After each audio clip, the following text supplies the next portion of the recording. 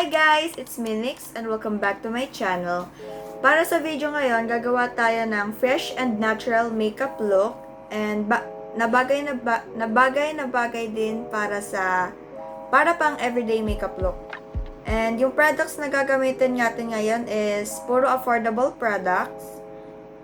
So, without further ado, let's dive on to the video. So, yung una kong gagawin bago mag-makeup, mag-moisturizer muna ako. And for moisturizer, gagamitin ko yung Fresh Skinlab Tomato Glass Skin Soothing Gel. Ito yung ginagamit kong moisturizer kasi hindi lang niya na-moisturize yung face ko, kundi bibigay din siya ng glass skin effect.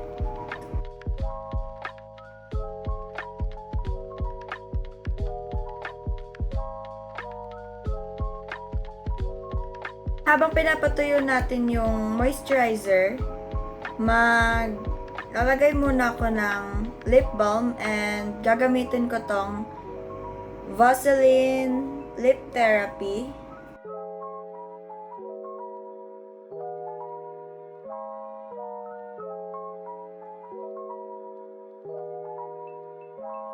As for the base makeup, gagamitin natin tong Crayons BB Cream in the shade Fair Lady.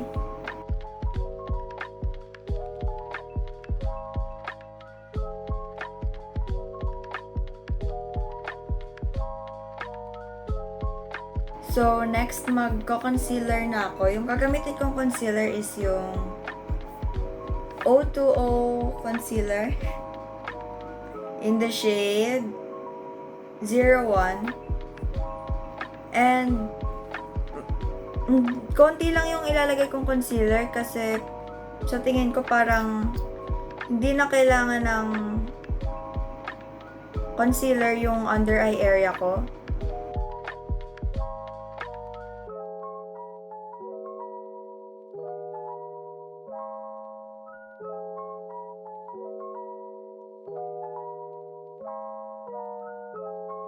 And after natin mag-concealer, magsaset na tayo ng under eye area gamit yung Johnson's Baby Powder.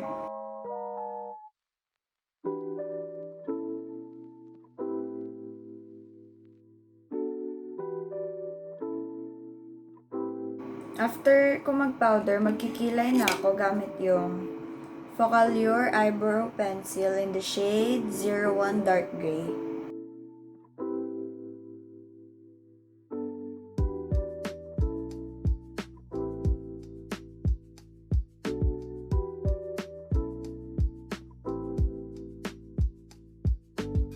And after natin magkilay, gagamit tayo para sa eyeliner, gagamit tayo ng Colorstory Undressed Eyeshadow Palette. And gagamitin ko tong shade na dark brown dito sa dulo. Actually, hindi talaga eyeliner yung gagawin ko. Parang gagawa lang ako ng eyeliner like na eyeshadow, parang natural style ng eyeliner. Gagamit ako ng flat brush and lalagay ko lang siya sa eyes ko ng parang eyeliner.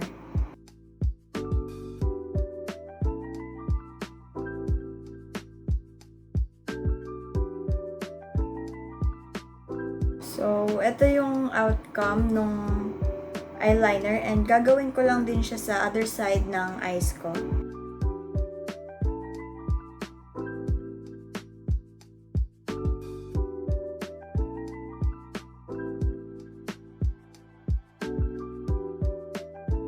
And after natin maglagay ng eyeliner, magmamaskara na tayo. And bago ako magmaskara, magka-curl muna ako ng lashes ko.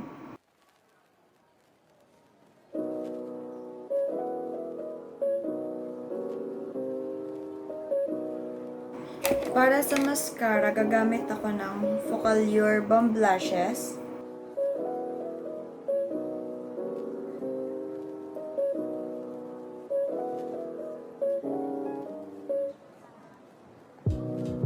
Magba-blush na tayo and gagamitin natin para sa blush is yung Vice Aura Blush in the shade Vice Cosmetics Aura Blush in the shade Title.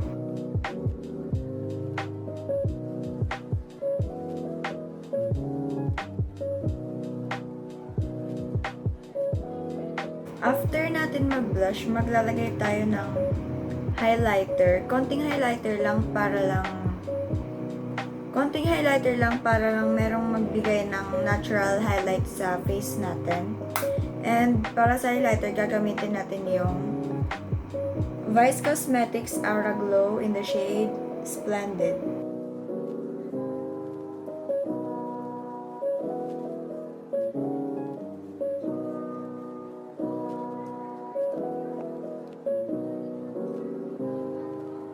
So, pagkatapos ng highlighter, magli-lipstick na tayo.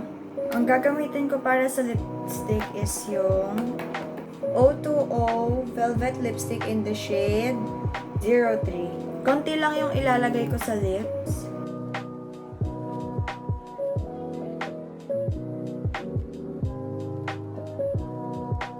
So, ito na yung outcome ng makeup look natin for today, and I will just finalize my look and I will be back.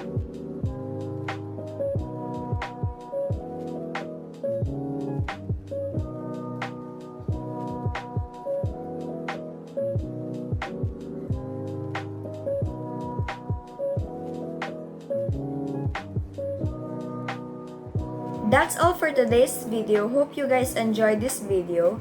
Please like and share this video, and kung hindi pa kayo nagsasubscribe sa channel ko, please subscribe to my channel and ring the notification bell for more videos. Bye!